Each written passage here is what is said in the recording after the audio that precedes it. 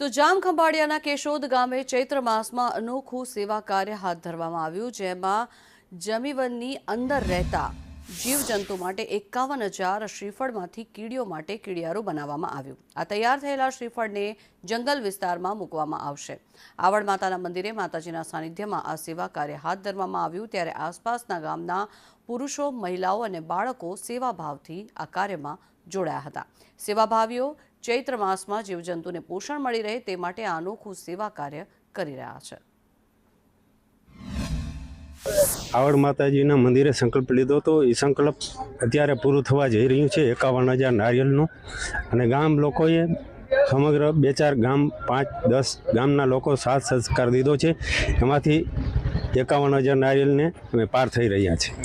આ ગઢવીભાઈએ એવો સંકલ્પ કર્યો છે કે 51 નાળિયેર ભરવાના છે અને 51,000 નાળિયેર અને કીડિયારું પૂરવાનું છે, એવો સંકલ્પ કર્યો છે।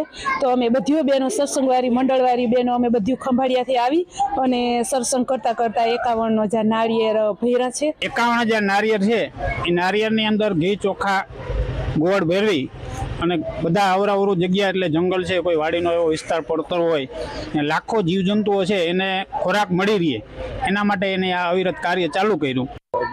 રાણાભાઈ તરફથી 51,000 નારિયેલ નું કીડિયારું પૂરવાનો સંકલ્પ કરેલ, જે માટે એ લોકોએ તમામ વ્યવસ્થામાં ખાંડ, ગોળ, ઘી, તેલ બધું જ અહીં અમને અહીંયા પુગાડ્યું છે, અને એ લોકો પણ ખૂબ સહકારથી અને આજુબાજુના ગામના લોકો તરફથી પણ ખૂબ સહકાર મળેલ છે।